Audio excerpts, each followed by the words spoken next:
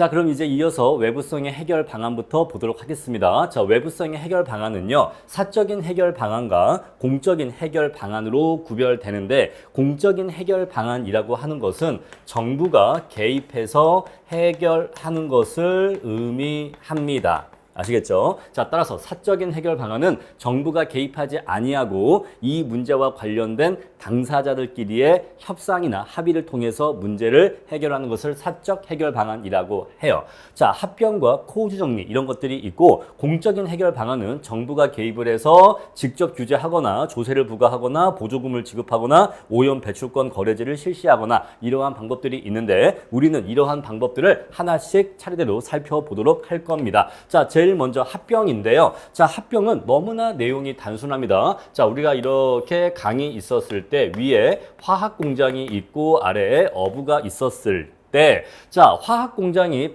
방출한 폐수에 의해서 어부가 피해를 보고 있잖아요. 자, 근데 이 문제가 화학 공장 입장에선 우리 기업의 일이 아니라, 자, 폐수로 인한 피해는 어부가 받는 것이니까 사실 이것은 화학 공장 내부의 일은 아니에요. 그런데 만약에, 자, 이러한 어부와 화학 공장이 이렇게 합병을 해서 하나의 기업이 되어 버린다면, 자, 이 폐수로 인한 피해 역시 이 기업, 이 합병 후 기업의 내부의 문제가 되어버리기 때문에 더 이상 기업 외부의 문제가 되는 것이 아니죠. 더 이상 기업 외부의 일이 아니라 이제는 기업 내부의 문제가 되기 때문에 바로 이것이 외부성의 해결 방안 중에 하나입니다. 자, 두 개의 기업을 합병해버리면 이제 이 폐수 방류로 인한 문제가 외부성 문제가 아니라 기업 내부의 문제가 된다라고 내용 정리하시면 되겠어요. 자, 너무나 단순한 내용이라서 시험에는 거의 출제가 되지 않습니다. 자, 두 번째 볼게요. 코우주 정리인데 요거는 조금 중요한 내용입니다. 자, 일단 우리 한번 개념을 같이 읽어볼게요. 자, 협상 비용이 무시할 수 있을 정도로 작고,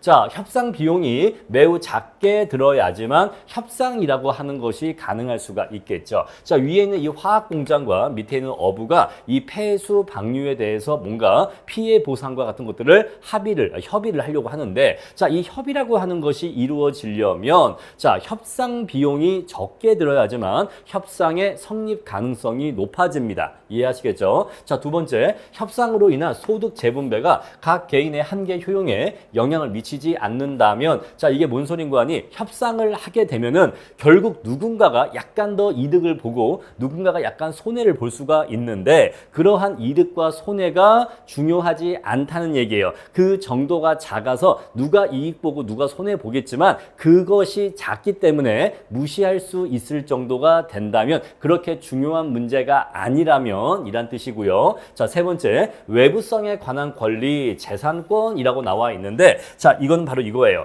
이 강물에 대한 소유권을 누가 갖느냐, 환경과 관련된 재산권을 누가 갖느냐에 대한 문제예요. 자, 1번은요, 화학 공장이 이 강물에 대한 소유권 가질 수 있을 것이고, 자, 2번은 어부가 이 강물에 대한 소유권 가질 수 있을 것인데, 자, 화학 공장이 갖건 어부가 갖건 어느 경제 주체가 이 환경권에 대한 소유권을 갖는가와 관계없이, 이거 중요한 겁니다. 누가 이것에 대한 소유권을 갖는가와 관계없이 각각 효율적인 결론에 이르게 된다는 거예요. 자, 이러한 전제 조건 하에서 당사자 간의 자발적인 협상이 이루어지게 되면 그렇게 협상에 의한 자원 배분은 동일하며 효율적이다라는 결론이 얻어진다는 겁니다. 동일하게 효율적인 결론이 얻어진다는 거예요. 자, 무슨 소리냐? 화학 공장이 강물에 대한 소유권을 가진 상태에서 협상을 진행한다 라고 하면 그렇게 얻어진 자원 배분 결과는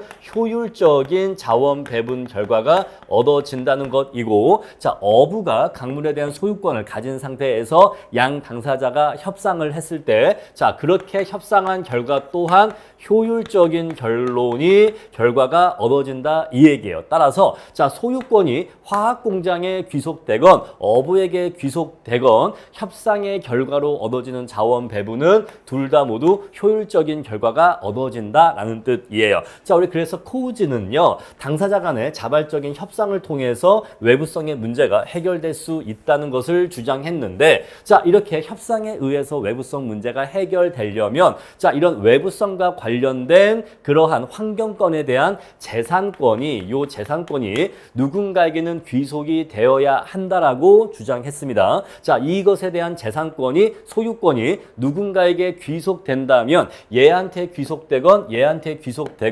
동일하게 효율적인 결론을 얻을 수 있다라고 했어요. 자, 조금 더 볼게요. 자, 코우지는요, 외부성에 대한 재산권이 정해져 있다면 시장기구 스스로 외부성 문제를 해결할 수 있다고 봤는데 당사자 간의 협상을 통해서 해결할 수 있다고 봤는데 자, 예를 들어서 강 상류에 위치한 공장의 폐수 방류가 하류의 어부에게 피해를 주고 있는 상황에서 이때 코우지 정리에 따르면 강물에 대한 소유권이 누구의 것인지가 정해져만 있다면 소유권만 누구의 것으로 정해져 있다면 폐수로 인한 외부성 문제가 해결될 수 있다고 봤다는 거예요. 자, 한번 상황을 볼게요. 자, 첫 번째 케이스 1은요. 공장이 강물에 대한 소유권을 갖는 경우입니다. 자, 소유권을 위에 있는 화학 공장이 강물에 대한 소유권 갖는 경우에는 어떻게 당사자 간의 협상이 이루어질까요? 자, 강물이 공장 거니까 공장은 폐수를 방류할 권리가 있죠. 그러면 밑에 있는 어부가 위에 있는 공장한테 조금 내가 보상을 해줄 테니까 폐수를 좀 적게 배출하면 안 돼? 라고 협상을 시도하겠죠. 어부가 공장에게 보상을 조건으로 오염물질 배출 감축을 요청할 것입니다. 자, 그랬을 때 어부가 화학공장한테 지불할 의사가 있는 최대 금액은 바로 이 폐수 방류로 인해서 본인이 입고 있는 피해액이 자신이 입고 있는 피해액이 어부가 화학공장에게 지불할 용의가 있는 보상금의 최대 금액일 거예요. 내가 만약에 피해액이 100억이다 라고 한다면 최대 100억까지 지불하면서 폐수를 방류하지 않으면 안 돼, 또는 폐수의 방류량을 줄이면 안 돼 라고 이렇게 요청을 하겠죠. 그러면 그러한 요청하에 공장과 어부가 협상을 하게 될 거고, 그렇게 얻어진 협상 결과, 그 협상의 자원 배분 결과는 효율적인 결론이 도출될 것이다 라는 것이에요. 자, 두 번째, 반대로 어부가 강물의 소유권을 갖는 경우에, 자, 이번에는 어부가 강물에 대한 소유권을 갖고 있습니다. 자, 그러면 위에 있는 공장은 여기다가 폐수를 방류하려면 바로 이 하류에 있는 어부의 허락이나 동의가 필요하거든요. 자, 그러한 경우에는 공장이 어부에게 보상을 조건으로 오염물질 배출을 허락받거나 또는 오염물질 배출로 인한 어부의 피해를 보상하는 방법으로 양 당사자가 협상하게 될 거예요. 저기 어부님, 우리가 화학 제품을 생산하다 보니까 폐수를 방류하게 되는데 어부님의 강물에 우리가 폐수를 방류하게 되는데 그로 인한 피해를 저희가 물어드리면서 폐수를 방류하면 안 될까요? 이런 식으로 화학 공장이 보상을 조건으로 어부에게 협상을 요청할 거예요. 자, 이러한 경우에도 당사자 간의 협상이 이루어질 것이고 그 협상의 결과 얻어지는 자원 배분 결과는 역시 효율적이라는 거죠. 자, 따라서 강물의 소유권이 위에 있는 화학 공장의 소유권으로 정해지건 하류에 있는 어부의 것으로 정해지건 상관없이 동일하게 효율적인 자원 배분을 달성할 수 있다는 겁니다. 아시겠죠? 자, 우리 요 코우지 정리는요, 좀 특이한 게 뭐냐면 경제학적인 접근보다는 법 제도적인 측면에서 외부성 문제 해결을 시도했다는 게 특이한 점이에요. 왜냐하면 코우지 정리, 이 코우지 씨가 이 코우지 학자죠. 학자 이름인데 이분 자체가 원래는 법학자예요. 원래 법학자였는데 나중에 경제학을 공부해서 경제학 내에서 이 법과 제도와 관련된 쪽으로 이렇게 연구를 했기 때문에 좀 특이한 이력의 경제학자다. 이렇게 이해하시면 되겠어요. 원래 태생은 원래 자신의 아카데믹한 이 커리어의 시작은 법학자로서 시작을 했다. 그래서 나중에 경제학자로 약간 이렇게 전향했다라고 보시면 되겠어요. 자, 다음 내용 볼게요. 자, 그래서 이런 코우지 정리의 한계가 있는데, 자, 첫 번째, 현실적으로 협상 비용이 작을 수가 없다는 거예요. 자, 이렇게 화학 공장의 폐수 방류로 인해서 이러한 피해와 관련해서 협상을 벌이게 된다면 양 당사자가 뭐 과학자라든가 뭐 환경 측정 업체 이렇게 해서 엄청난 조사와 엄청난 변호사 비용, 엄청난 소송 비용이 발생하기 때문에 현실적으로는 협상 비용이 크게 발생하는 경우가 많다라는 것이고, 아마도 김현장 오겠죠. 태평양, 광장 이런 애들 오겠죠. 그러니까 보니까 협상 비용이 크고, 자, 두 번째, 외부성 측정의 어려움. 자, 이렇게 상류의 화학 공장이 폐수를 방류했었을 때 지금은 제가 사안을 단순하게 하기 위해서 자, 밑에 있는 어부가 피해를 본다라고 했지만 사실 이 밑에 굉장히 많은 업체들이 존재할 거예요. 어부도 한두 명이 아니고 어부도 굉장히 다양한 종류의 어부가 있을 거고, 또 이 밑에 어부만 있는 게 아니라 식품 공장도 있을 수 있겠죠. 그리고 강물이라고 하는 것이 계속 이렇게 물이 흘러가잖아요. 흘러가니까 대체 어디까지 있는 업체까지 피해를 보는 거냐, 이런 것들에 대한 측정이 어렵습니다. 그래서 대체 누구 또는 어디까지가 피해자냐를 측정하기가 어려워요. 아시겠죠? 자, 다음에 당사자 특정의 어려움인데, 자, 누가 외부성의 원인 제공자이고 누가 피해자인지 그 특정이 어렵다라는 것인데, 자, 아까 한 얘기랑 비슷한 이야기입니다. 자, 위에 있는 이 화학 공장도 아까는 제가 화학 공장이 하나가 있다라고 했지만 사실은 이 강을 따라서 이렇게 여러 개의 업체가 있는 경우에는 다들 조금씩 폐수를 방류할 수가 있겠죠. 그럼 대체 누가 원인 제공자이냐를 특정하기도 어렵다, 이 얘기예요. 아시겠죠? 그런 내용으로 이해하시면 되고, 자, 협상 능력의 차이인데 일반적으로 기업들은 이러한 문제에 대해서 전문적이기도 하고 자금력과 조직력이 우세해요. 그런데 자, 피해를 받는 일반 시민들이나 또는 영세업자들, 이런 경우에는 조직력이나 자금력이나 전문성이 떨어지죠. 그래서 이러한 거대 기업들이, 큰 기업들이 뭐 김앤장 선임해서 막 소송, 막 전관 변호사 써서 소송을 해버리면 일반 시민들이나 중소 업체들은 피해를 당할 수밖에 없다는 거예요. 그래서 협상력이 대등하지가 않다. 그래서 이쪽에 유리한 쪽으로 협상이 흘러가게 된다라는 것이고, 자, 우리 그래서 이러이러한 문제 때문에 코우주 정리에 의한 현실적인 해결책은 어려울 수 있지만 그래도 법 제도적인 측면에서 외부성 문제를 해결할 수 있는 방법을 모색하였다는 점에서 의의가 있다 정도로 정리하시면 되겠습니다. 자, 나중에 문제풀이 시간에 이 코우주 정리와 관련된 계산 문제가 있는데 그 계산 문제를 한번 풀어보시면서 코우주 정리의 이론을 조금 더 명확하게 이해하실 수 있게 될 겁니다. 자, 문제풀이 때 보충을 해드릴게요. 자, 코우주 정리와 관련된 논점으로서 공유지의 비극이라고 하는 것이 있는데, 자, 이것을 공유지라고도 하고 또는 공유자원이라고도 합니다. 공유자원.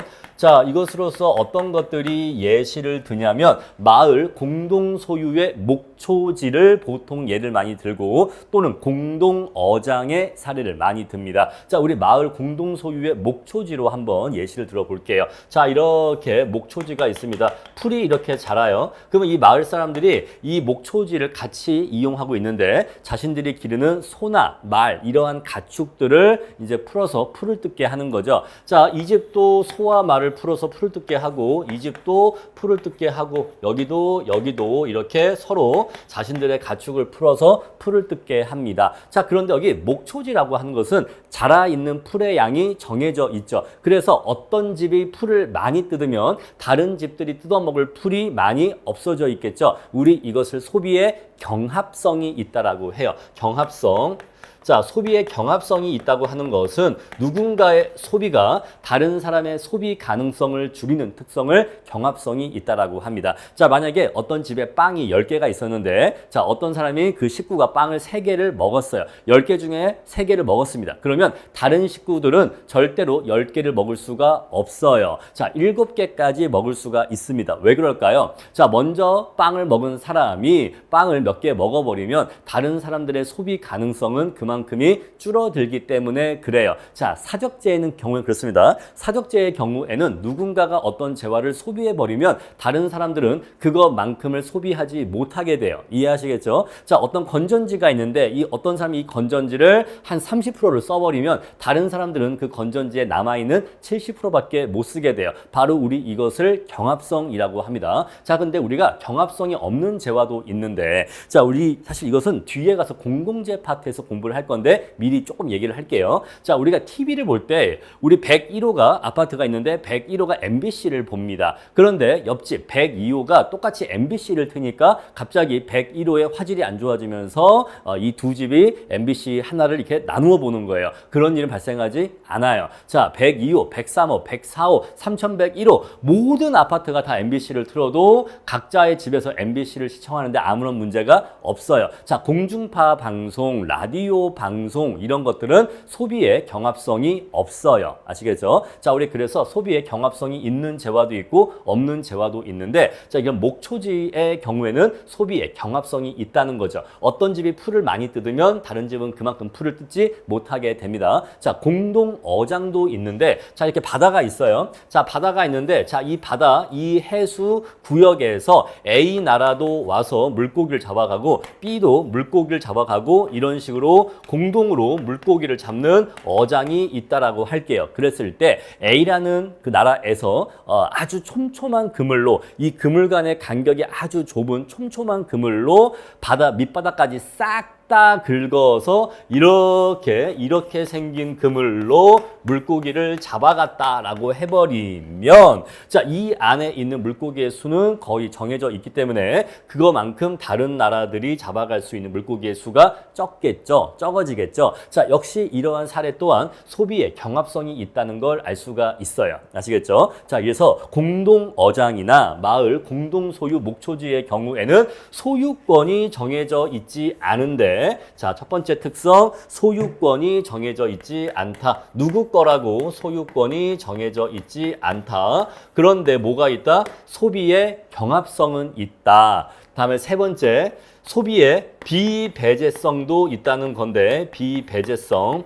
자, 배제성 먼저 말씀드리면, 여러분, 배제성이라고 하는 거는요, 돈을 내지 않은 사람은 이용할 수 없도록 막을 수 있다는 특성을 배제성이라고 해요. 우리가 영화관에서 돈을 내지 않고 영화를 볼 수 있나요? 자, 뭐 어떻게 막 알바생이 없는 사이에 몰래 들어간다 그런 거 말고 그냥 정식적인 방법으로, 자, 우리 영화관은요, 돈을 낸 사람만 영화를 볼 수가 있어요. 그렇죠? 자, 노래방을 갔다라고 하면은 노래방을 이용하고 싶으면 노래방 요금을 낸 사람만 노래방을 이용할 수 있어요. 그렇죠? 자, 이렇게 배제성이라고 하는 것은, 자, 거기에 대한 사용료를 지불한 사람, 거기에 대한 대가를 지불한 사람만 이용할 수 있는 특성을 배제성이라고 하고, 돈을 내지 않은 사람은 이용할 수 없게 할 수 있는 특성을 배제성이라고 하는데, 앞에 B자가 붙으면 그러한 특성이 없다는 뜻이에요. 따라서 비배제성은 돈을 내지 않은 사람도 이용하는 것을 막을 수 없는 특성을 비배제성이라고 합니다.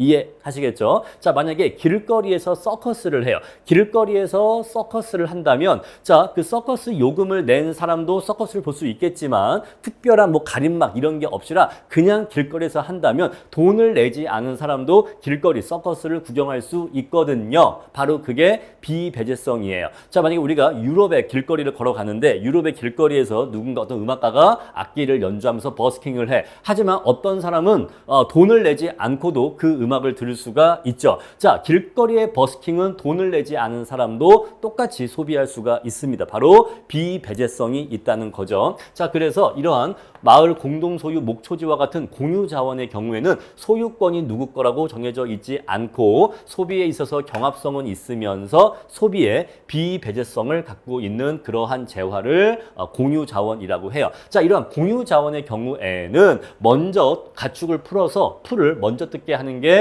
이익입니다. 왜냐하면 남들이 가축을 풀어서 풀을 뜯게 하기 전에, 그러면 우리 동물들이 먹을 풀이 부족할 수 있기 때문에 그 전에 내가 먼저 가축을 풀어서 최대한 배불리 애들한테 먹고 오라고 하는 게 나한테 이익이에요. 그래서 서로 남용을 하게 돼요. 이 자원을 남용하게 됩니다. 먼저 가서 사용하는 사람이 임자거든요. 그래서 이러한 공유 자원은 남용하게 되는데, 그래서 곧 황폐화된다는 거예요. 바로 이것이 공유 자원의 비극입니다. 공유 자원은 남들이 함부로 쓰고 남용하기 때문에 금방 황폐화된다라고 하는 비극이 있는데, 자, 이러한 문제를 해결하려면 이 공유 자원에 대해서 소유권을 설정하면 된다, 이 얘기예요. 자, 이 공유 자원이 누구 거다, 만약에 이 공유 자원이 A 거다, A네 집 거다 이렇게 딱 정해져 있으면 다른 집들은 이 목초지를 이용하고 싶으면 A한테 가서 우리 소랑 말 좀 풀 좀 뜯게 하고 싶은데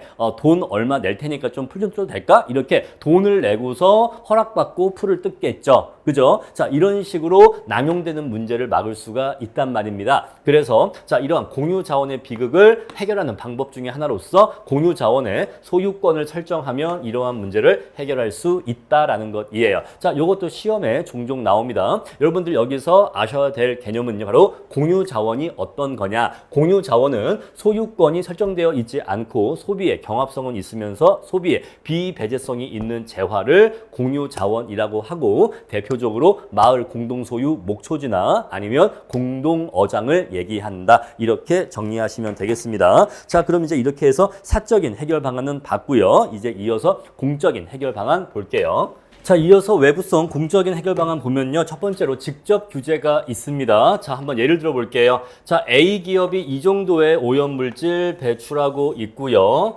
자, B 기업은 이 정도의 오염물질 배출하고 있습니다. 자, C 기업은 이 정도의 오염물질 배출하고 있다라고 해볼게요. 자, 그랬을 때 정부가 환경 오염물질 배출량을 일정 수준으로 배출할 수 있다라고 정하는 거예요. 그래서 어떤 각각의 기업들은 그 일정 수준의 배출량 이상으로는 배출할 수가 없게 됩니다. 자, 만약에 정부가 설정한 기준선이 요 정도라고 해볼게요. 자, 각 기업들은 절대로 요 이상을 배출할 수가 없다. 배출 허용량이 이렇게 설정되었다라고 한다면 각각의 기업들은 여기 범위까지는 배출할 수 있는 겁니다. 요 양까지는 배출할 수가 있어요. 그러면 요 양을 초과하는 건 어떻게 할 거냐? 이거는 감축을 해야 돼요. 자, 요 부분은 요만큼은 그리고 요만큼은 감축을 해야 됩니다. 감축, 오염물질 감축을 해야 돼요. 자, 이런 식으로 오염물질 배출량을 일정한 수준으로 규제하는 방법을 직접 규제라고 합니다. 자, 또한 오염물질 발생을 억제하기 위한 특정한 공정의 채택이나 정화시설의 설치를 의무화하는 것도 직접 규제의 범주에 포함시킬 수 있다는 거죠. 그런데 이 방법의 문제가 뭐냐면 이 방법은 효율적인 방법이 아니라는 거예요. 자, 왜냐하면 자, 이렇게 허용량을 설정하고 그 허용량 이상의 오염물질은 각각의 기업이 그 오염물질을 줄여야 되는데 곧 감축해야 되는데, 자, 그런데 각각의 기업에 따라서 오염 저감에 있어서 기술 수준이 높은 기업이 있고 기술 수준이 낮은 기업이 있단 말입니다. 자, 우리 그랬을 때 만약에 예를 들어서 여기 B 기업은 오염물질을 굉장히 많이 저감을 해야 되는데, 자, B 기업은 오염 저감에 있어서 기술 수준이 낮은 기업이라고 해볼게요. 자, 이렇게 기술 수준이 낮은 기업의 경우에는 같은 양의 오염물질을 감축할 때에도 오염 저감 비용이 많이 발생합니다. 오염 저감 비용이 많이 발생하는데 이렇게 오염 저감에 비효율적인 기업, 기술 수준이 낮은 기업에게도 강제적으로 오염을 저감시키라고 하기 때문에 우리 사회 전체적으로 오염물질을 감축시키는데 비용이 과다하게 발생하게 돼요. 그래서 직접 규제는 간편한 방법이긴 하지만 같은 양의 오염물질을 저감할 때 오염물질 저감 비용이 많이 발생하기 때문에 효율적인 방법이 아니다. 같은 양의 오염물질을 감축할 때 오염 감축 비용이 많이 발생하는 단점이 있다라는 것이고, 자, 위에 있는 내용 보시면요. 각 기업이 오염물질 배출 양을 이 규제에 맞게 배출하고 있는지, 요만큼의 양을 배출하고 있고 요 위에 양들은 감축하고 있는지 행정적으로 감시를 해야 되기 때문에 행정적 감시 비용이 많이 든다 정도 가볍게 보시면 돼요. 자, 아까 우리 앞에서 사적인 해결 방안에서 합병과 마찬가지로 직접 규제의 내용은 굉장히 내용이 빈약하기 때문에 시험에는 거의 출제가 되지를 않습니다. 시험에는 거의 나오지 않고 그냥 이런 게 있다 정도 가볍게 보시면 돼요. 자, 시험에는요 피구세 얘가 가장 많이 나옵니다. 우리 여기 제4장 외부성과 관련해서 아마 시험 문제에 한 7, 80% 정도의 비중이 이 피구세로 나온다라는 거 그거 말씀드릴게요. 그 정도로 피구세가 중요한데 이거는 거의 공식화해서 문제를 푸실 수가 있어요. 설명을 잘 들어주세요. 자, 외부 불경제가 존재할 때 우리가 앞에서 엄밀한 메커니즘을 살펴봤고 생산에 있어서 외부 불경제가 있을 때 자, 후생 손실, 그다음에 과다 생산 이런 것들을 다 그래프를 통해서 하나씩 살펴봤어요. 자, 그 결과 결과 우리가 어떠한 결론 얻을 수가 있냐면 생산에 있어서 외부 불경제가 존재할 때 사회적 최적 생산량보다 과다 생산되는 이유는 바로 무엇이냐? 자, 그 화학 공장이 생산을 할 때 자신의 PMC만 고려해서 생산을 하지 자신의 생산 활동이 주변에 미치는 외부 환경 피해, 오염의 그 피해를 고려하지 않기 때문이죠. 곧 EMC를 고려하지 않기 때문이죠. 자, 우리 그래서 사회적인 관점에서는 이 EMC까지 고려해서 비용으로 인식해서 생산을 하는 것이 올바른데 이 사적 기업들은 요 EMC를 자신의 비용으로 인식하지를 않는단 말이에요. 그래서 정부가 개입을 하는 거예요. 정부가 개입을 해서 요 EMC를 강제로 사적 기업의 비용으로 넣어주는 겁니다. 어떻게 PMC 안으로 이 EMC를 집어 넣을 수가 있냐면 바로 조세를 부과하는 거죠. 요 EMC 크기만큼의 조세를 부과하는 거예요. 자, EMC 크기만큼의 조세를 사적 기업에게 부과하면 이제 이 사적 기업은 자신이 원래 감당하던 PMC에다가 정부가 부과한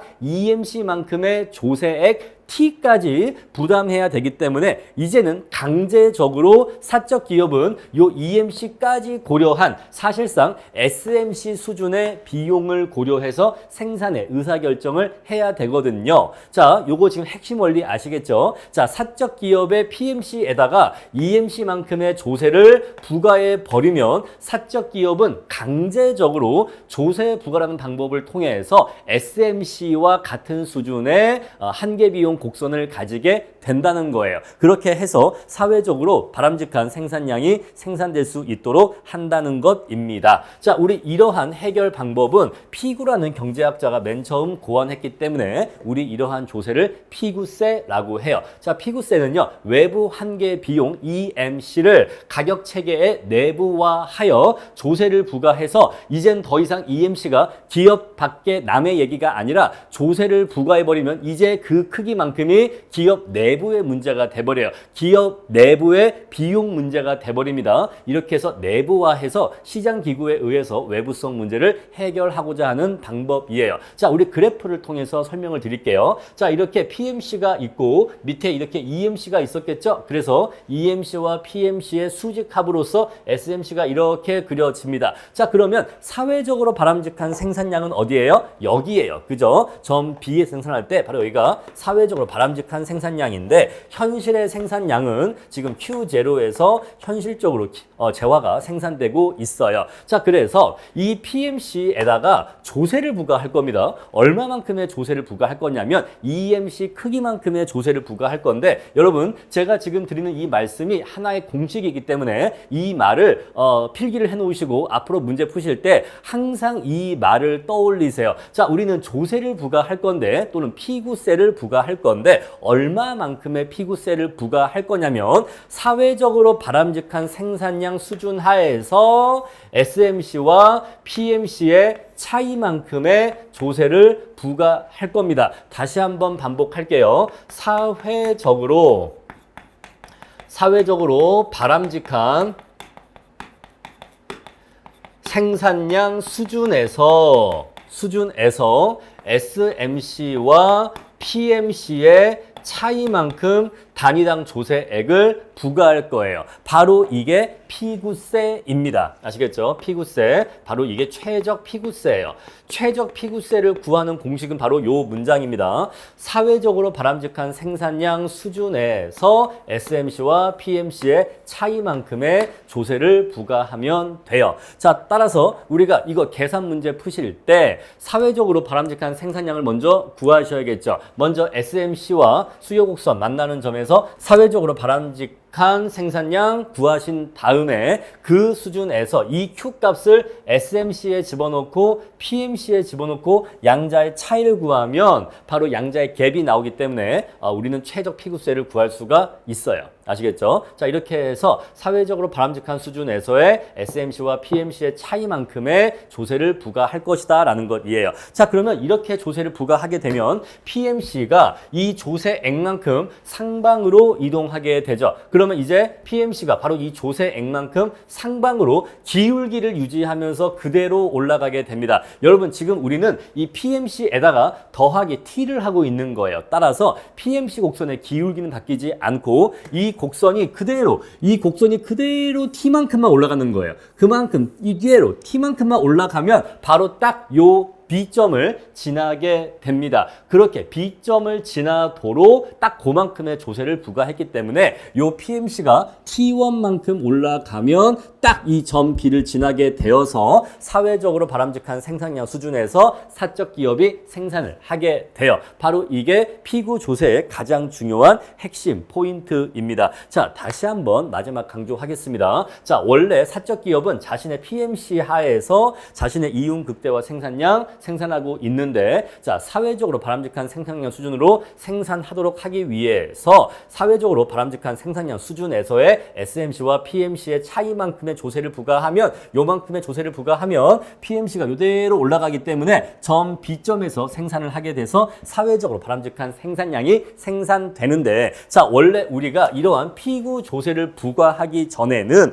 어떠한 상태였었냐면요. 자, 피구 조세를 부과하기 전에는 우리 삼각형의 후생 손실이 발생하고 있다는 거 아까 공부를 했었죠. 요렇게 얘가 이제 올라간다고 치면 요렇게 삼각형의 후생 손실이 발생하고 있었습니다. 자, 효율성 상실이 발생하고 있었는데, 자, 이렇게 피구 조세를 부과하고 나면 이제는 사회적으로 바람직한 생산량이 생산되고 있기 때문에 이러한 후생 손실은 더 이상 존재한다 안 한다? 존재하지 않는다. 자, 그래서 이거를 이렇게 정리할 수가 있어요. 자, 원래 피구 조세를 부과하기 전에는 삼각형의 후생 손실이 발생하고 있었다. 후생 손실이 발생하고 있었다. 그런데 피구 조세를 부과하게 되면,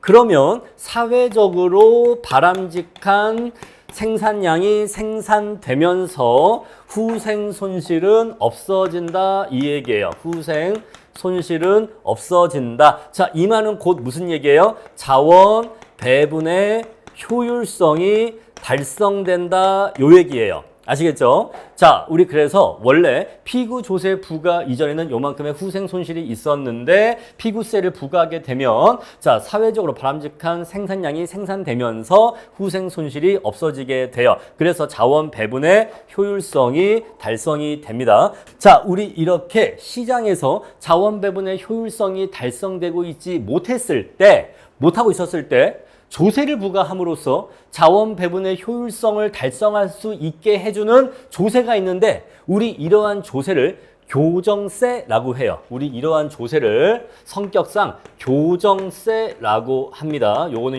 용어를 알고 계실 필요가 있어요. 아시겠죠? 자, 우리가 이런 거예요, 여러분. 시장이 자원 배분의 효율성이 달성되고 있어요. 자, 시장에서 자원 배분의 효율성이 달성되고 있어요. 자, 달성되고 있는데 정부가 여기다가 조세를 부과해. 정부가 조세를 부과합니다.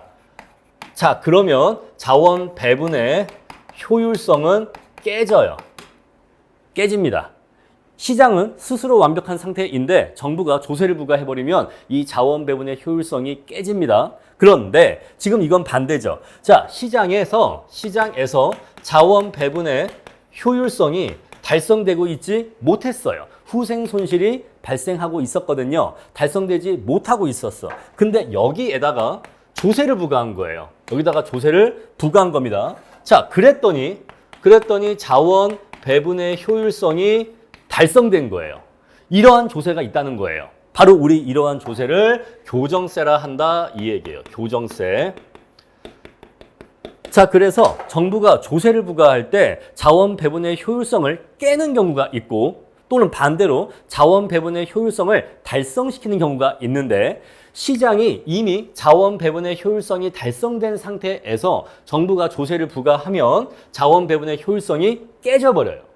그런데 시장에서 자원 배분의 효율성이 달성되지 못한 상태에서 이러한 자원 배분의 비효율성을 교정할 수 있는 조세를 부과한 경우에는 아무 세금 내야 되는 거 아니에요. 아무 세금 아니고 교정세를 부과한 경우에는 자원 배분의 효율성이 달성되는 결과를 얻을 수 있게 됩니다. 자, 우리 이러한 세금을 교정세라고 해요. 그 교정세의 대표적인 사례로서 피구세가 있는 거죠. 아시겠죠? 자, 이제 우리 이렇게 해서 피구세가 무엇인지 거의 완벽하게 정리를 했습니다. 자, 그러면 현실에서도 이렇게 피구세를 부과해서 외부 효과 문제를 해결하면 될 것 같은데 어떠한 문제가 있냐면 자, 현실적으로 어떤 활동이 외부 불경제를 일으키는지가 명확하지가 않고 그 영향, 피해의 정도 역시 알기가 어려워. 그래서 적정한 조세를 알기가 어렵다는 것인데 자, 일단은 요거 앞에 거 먼저 얘기를 하면요. 여러분들 우리가 그 고압선 같은 게 지나가면 전자파로 인해서 주변에 뭔가 건강에 불리한 영향을 미친다라고 알려져 있는데 사실은 그게 과학적으로 입증되어 있지는 않아요.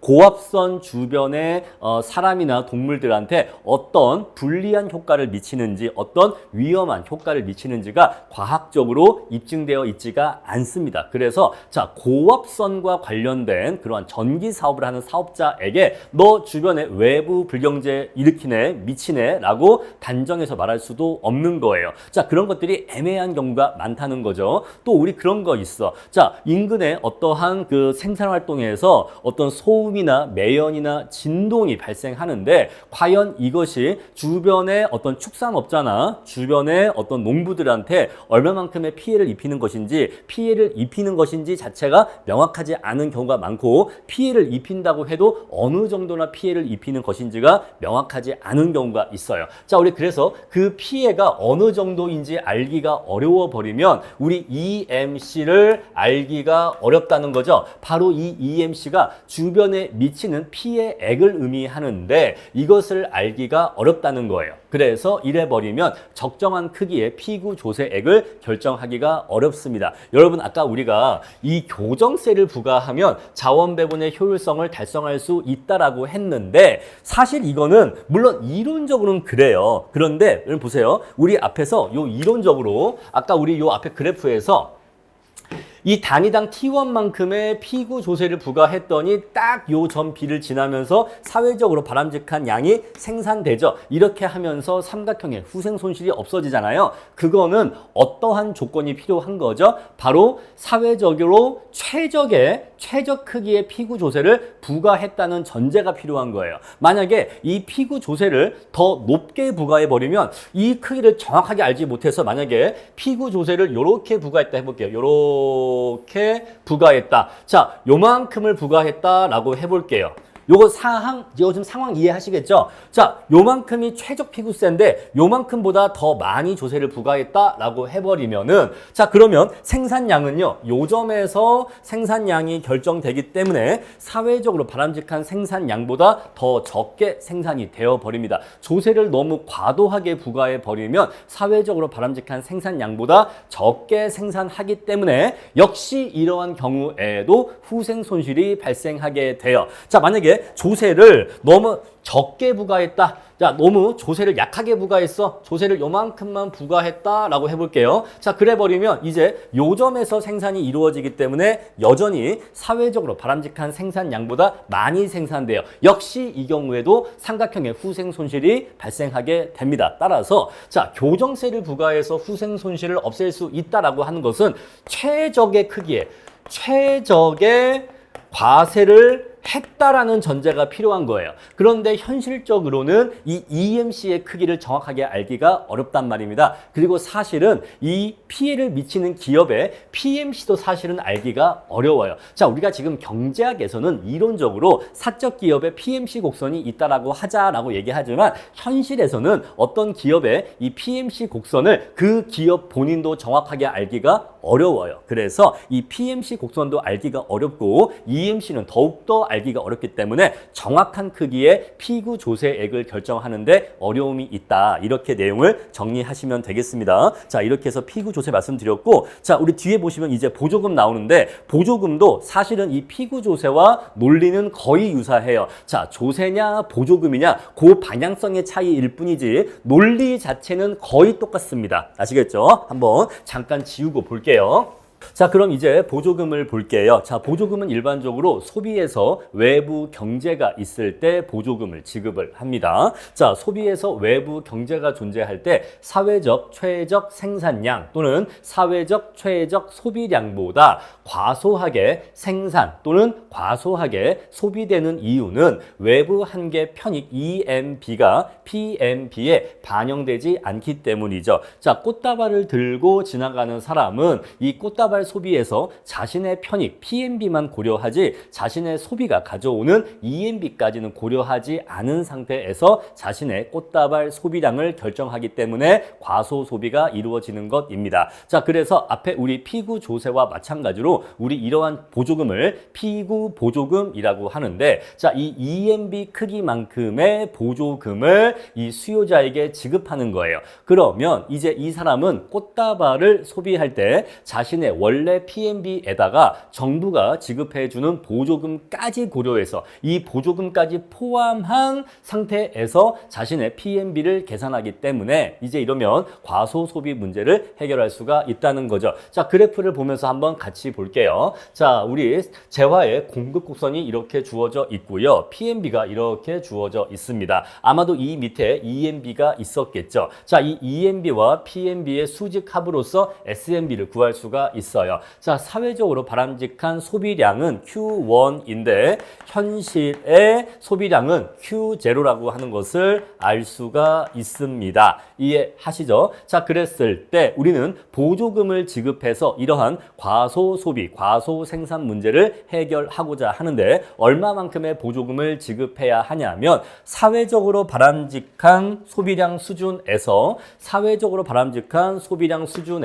S&P와 PMB의 차이만큼을 보조금으로 지급을 해야 됩니다. 바로 이 수직 높이 차이만큼을 보조금으로 지급해야 한다라는 것이죠. 자, 이만큼의 보조금을 지급하게 되면 PMB 곡선이 요만큼, 요 수직 길이만큼 그대로 기울기 유지하면서 그대로 올라가게 될까요? 네, 그대로 올라가게 됩니다. 그럼 이렇게 올라가게 되겠죠. 자, 그래서 보조금 지급 후 PMB 곡선은 이러한 곡선이 됩니다. 자, 우리 요 선은요, 보조금 지급 후 PMB 곡선이라고 얘기할 수가 있겠죠. 자, 그러면 이제 얘가 이렇게 올라가게 되면 B점에서 생산과 소비가 이루어지기 때문에 사회적으로 바람직한 양이 소비되는 결과가 발생하게 되고, 자, 그에 따라서 후생 손실도 없어지게 됩니다. 역시 우리 이러한 보조금도 교정적인 성격이 있는 보조금이라고 얘기할 수가 있겠죠. 자, 우리 이러한 피구 보조금은 피구 조세와 논리가 거의 똑같기 때문에 특별히 더 설명드릴 내용이 없고 이 원리만 이해하시면 됩니다. 자, 동일하게 피구 보조금의 크기는 사회적으로 바람직한 소비량에서 S&B와 PMB의 차이만큼을 보조금으로 부과하면 된다. 보조금을 지급하면 된다. 이렇게 정리하시면 돼요. 자, 마찬가지로 어떤 활동이 외부 경제를 일으키는지 그 정도가 어느 정도인지 알기가 어려워서 적정한 보조금의 크기를 정하는 것이 어렵다. 그러한 문제점까지 정리하시면 되겠습니다.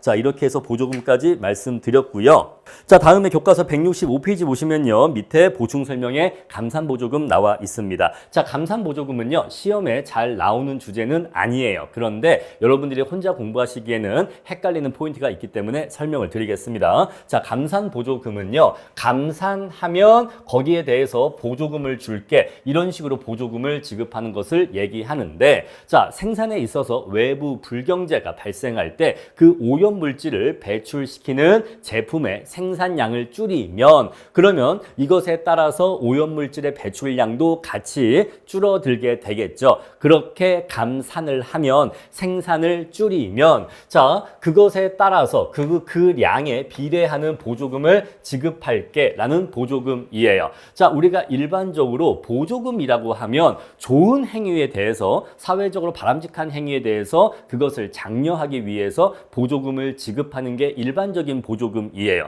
그런데 이 보조금은 좀 특이한 게 뭐냐면 오염물질 배출이라고 하는 사회적으로 해로운 행동에 대해서 보조금을 주는 건데 너 오염물질을 배출하면 보조금을 줄게가 아니라 오염물질 배출량을 줄이면 보조금을 줄게. 이런 식으로 너 나쁜 행동을 하지 않으면 그것에 대해서 보조금을 줄게 라고 하는 거예요. 약간의 개념 차이가 있죠. 자, 일반적인 보조금은 네가 좋은 행동을 하면 거기에 대해서 칭찬의 의미로 또는 도와주는 의미로 보조금을 줄게. 좋은 행동을 하면 보조금을 줄게 라는 것인데 감산 보조금은 나쁜 행동을 줄이면 거기에 대해서 보조금을 줄게. 이렇게 보조금을 주는 거예요. 자, 우리 그래서 네가 오염물질을 배출하는 그 제품의 생산을 줄이면 거기에 대해서 보조금을 줄게. 이렇게 보조금을 주는 건데 일단 요거 자체가 좀 헷갈리죠. 일반적인 보조금이 아니다 보니까 약간 헷갈립니다. 자, 여기 개념 잘 이해해 주시고 자, 두 번째 최적 생산량 수준에서 SMC와 PMC의 차이에 해당하는 그 크기만큼의 보조금을 지급한다고 하는데 자, 우리 이것은 피구 조세나 피구 보조금과 논리가 유사하니까 이것까지는 크게 어렵지는 않아요. 그런데 여러분들이 헷갈리시는 두 가지 포인트가 있는데 바로 첫 번째가 자, 첫 번째 감산 보조금의 개념을 이해하는 게 첫 번째로 헷갈리는 포인트고 자, 두 번째 포인트가 바로 여기에요. 자, 이러한 감산 보조금을 지급하면 MC는 상승하는데 AC는 하락합니다. 자, 이거를 잘 이해를 못해요. 자, 특히 AC를 하락한다고 한 것을 잘 이해 못하는 게 아니라 MC가 상승한다고 하는 이 포인트를 잘 이해하지 못합니다. 자, 바로 이게 감산 보조금을 이해하는데 두 번째 어려운 점이에요. 자, 우리 위에 거를 볼게요. 일반적으로 조세를 부과하면 MC와 AC가 모두 상승합니다. 뭘 부과하면요? 조세를 부과하면 MC와 AC가 모두 상승해요. 여러분 보세요. 어떤 기업이 생산 활동을 하고 있어요. 자, 이렇게 MC 곡선이 이렇게 있습니다. 자, 생산 활동을 하고 있는데 너 앞으로 물건 만들 때 물건 한 개마다 100원씩의 조세를 내 라고 해서 단위당 조세액을 부과하게 되면 이 MC 곡선이 어떻게 됩니까? 100원만큼 상방으로 이동하게 됩니다. 자, 얘가 이렇게 100원만큼 상방으로 이동하게 돼요. 왜냐하면 물건을 한 개 만들 때마다 100원씩의 조세를 내라고 했기 때문에 그 단위당 조세액인 100원만큼 MC 곡선이 그대로 위로 올라가게 돼요. 자, 기업의 입장에서는 조세가 부과되면 그것만큼이 생산비의 증가 요인이 되기 때문에 당연히 MC 곡선도 상방 이동하고 그리고 제품 한 개를 만들 때마다 그 평균적인 생산 비용인 AC도 조세 부담으로 인해서 상승하게 됩니다. 우리가 그래서 조세를 부과하게 되면 MC 곡선과 AC 곡선이 모두 그 조세 부담액만큼 상방 이동한다는 것은 이해하는 게 어렵지가 않아요. 그렇죠? 여기까지는 이해하는 게 어렵지가 않습니다. 자, 그런데 감산 보조금은 보조금이에요. 얘는 세금이 아니라 얘는 보조금입니다. 그래서 자, 기업이 생산 활동을 하는데 정부에서 보조금을 주면 기업이 보조금을 받으면 그 보조금의 크기만큼 평균 생산 비용이 하락하는 건 평균 생산 비용이 감소하는 건 당연한 거예요. 자, 만약에 어떤 기업이 물건을 10개를 생산하는데 자, 물건을 10개를 생산을 해요. 그런데 자, 총 생산 비용이 1,000원이라고 할게요. 자, 그러면 물건 한 개당 평균 생산 비용이 얼마인 거 아니?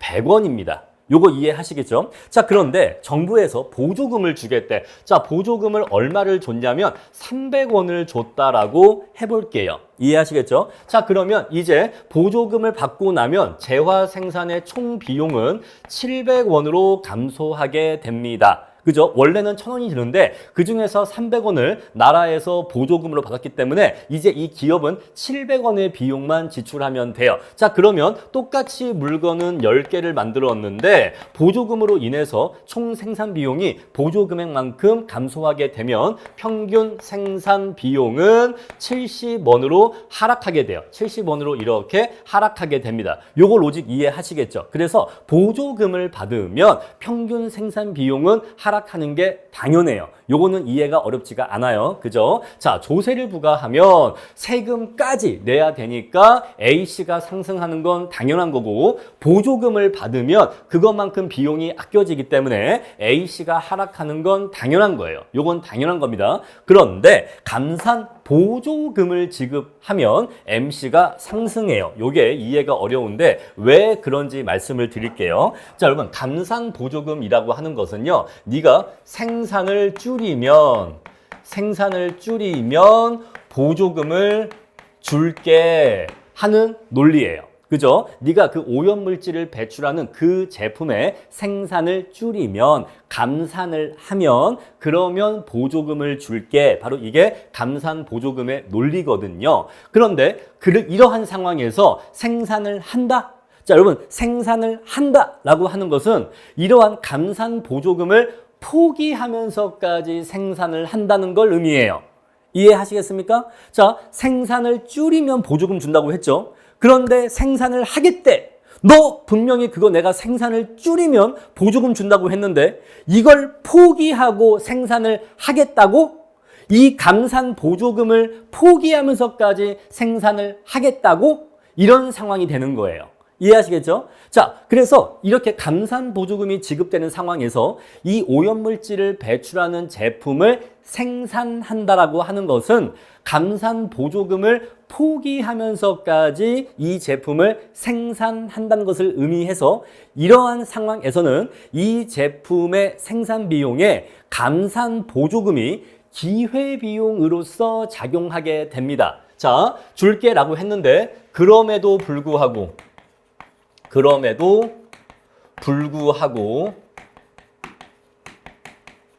생산을 한다라고 하는 것은 감산 보조금을 포기한다는 것을 의미해요. 그래서 이 포기하는 감산 보조금이 기회비용으로서 작용하게 됩니다. 만약에 한번 예시를 들어보죠. 너 그 제품 말이야, 생산 한계를 줄일 때마다 30원씩의 보조금을 줄게 라고 했어요. 그런데도 불구하고 이 제품의 생산을 하겠대라고 하는 것은, 하겠대라고 하는 것은 너 그거 생산 한계를 안 했으면 30원만큼의 보조금을 받을 수 있었을 텐데 그거를 포기하면서 생산하는 것이니 너 이거 하나의 생산비에는 요거 자체의 생산비에다가 거기다가 플러스 네가 이걸 생산함으로 인해서 받지 못하게 되는 감산 보조금까지 기회비용으로서, 이 감산 보조금을 추가로 기회비용으로서 인식해야 돼 라는 것이죠. 이 논리 이해하시겠죠? 감산 보조금을 받을 수 있는데 이걸 포기하면서까지 이 제품을 생산하겠다고 라고 하는 것은 감산 보조금까지 기회비용으로, 생산비용으로 인식을 해야 된다는 거예요. 아시겠죠? 자, 그래서 보조금인데도 왜 MC가 상승하냐, 돈을 받는 건데 이게 왜 MC가 상승하냐 라는 것이 첫 번째, 이게 잘 이해가 안 가는데, 자, 이러한 상황에서 생산을 한다라고 하는 것은 감산 보조금을 포기하면서까지 생산하는 것이기 때문에 포기하는 감산 보조금의 크기가 생산의 기회비용으로서 반영된다, 이 얘기예요. 자, 이제 충분히 말씀드렸습니다. 자, 우리 그래서 감산 보조금을 지급하면 이게 제일 중요한 내용인데, A씨는 하락하지만 어쨌거나 나라로부터 보조금을 받으니까 A씨는 하락하지만 MC는 상승하게 돼요. 아시겠죠? 포기하는 감산 보조금이 기회비용으로서 작용하게 된다라는 것이에요. 그래서 감산 보조금은 조세의 성격과 보조금의 성격이 반반씩 섞여 있다, 이렇게 이해하시면 되겠습니다. 자, 그럼 이제 한번 그래프를 통해서 설명을 드려볼게요. 현재 이 기업은요, PMC와 수요곡선이 만나는 요점에서 생산을 하고 있습니다. 자, 그런데 사회적으로 바람직한 생산량은 SMC 곡선과 수요 곡선이 만나는 요점에서 생산을 해서 Q 스타만큼을 생산하는 게 사회적으로 바람직한 생산량이거든요. 사회적으로 바람직한 생산량입니다. 바람직한 생산량이에요.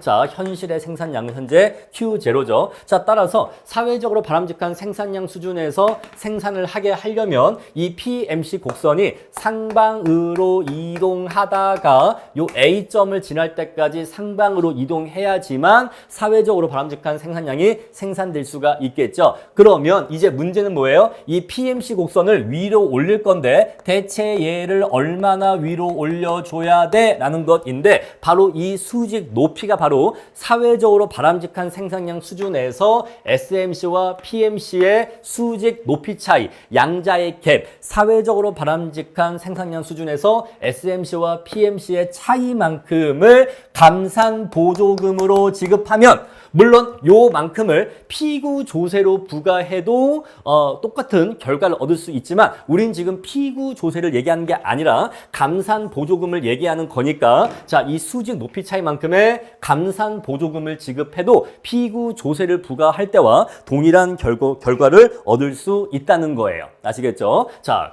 여기 감산 보조금을 지급해도 사회적으로 바람직한 생산량을 달성할 수 있다는 거죠. 자, 우리 이랬을 때 정부가 보조금을 지급하기 때문에 정부가 지급하는 보조금의 양, 보조금의 총액이 얼마인지 구할 필요가 있는데 한번 구해 볼게요. 여러분, 보조금 총액은 어떻게 구합니까? 보조금 총액. 요거 공식을 조금 아실 필요가 있어요. 자, 지금 뭐를 하면 보조금 준다라고 했죠? 생산을 줄이면 그 줄어든 생산량에 대해서 보조금을 준다고 했죠. 자, 그러면 감산 보조금을 구할 때에는 감산 보조금 총액을 구할 때에는 생산량 감소분을 구해야 돼요. 너 이 감산 보조금을 내가 준다고 해서 너 그래서 생산량 얼마나 줄였어? 자, 원래 기업은 여기에서 생산하고 있었는데 자, 감산 보조금 지급하니까 이제 Q스타로 생산량을 줄였죠. 이만큼의 생산량을 줄인 겁니다. 요만큼의 생산량 줄인 거예요. 이해하시겠죠? 내가 감산 보조금 준다고 한 이유로 그래서 이것 때문에 생산량 얼마나 줄였어? 이만큼을 줄였네. 자, 그리고 내가 너한테 주겠다고 한 단위당 보조금이 얼마야? 바로 요거죠. SMC와 PMC의 수직 높이 차이만큼의 보조금을 지급했죠. 그래서 여기다가 곱하기 S를 하면 되는 겁니다. 단위당 보조금을 지급하면 되는 거예요. 아시겠죠? 자, 한번 숫자를 넣어 볼게요. 자, 나라에서 단위당 보조금으로 30원을 지급한다라고 했다라고 해볼게요. 단위당 보조금은 30원씩 줄게. 너 제품 생산 한 개 줄일 때마다 제품 한 개마다 줄일 때마다 30원씩의 보조금을 줄게 라고 했고 자, 그렇게 해서 감소한 생산량이 100개라고 할게요. 너 그러면 자, 100개의 생산을 줄였네. 그리고 내가 한 개당 30원씩 보조금 준다고 했지? 라고 하면은 이제 3,000원의 보조금을 지급하게 되는 겁니다. 로직 이해하시겠죠? 자, 우리 그래서 여기 이 빗금친 요 사각형이 바로 뭐가 되는 거예요? 감산 보조금 총액을 의미하는 사각형이 되는 겁니다. 바로 이 사각형의 면적이 감산 보조금의 총액을 의미하게 되는 거예요. 아시겠죠? 자, 이렇게 해서 감산 보조금의 내용까지 정리하시면 피구 조세, 피구 보조금, 그리고 감산 보조금까지 해서 다 같이 한 큐에 이해할 수가 있는 겁니다.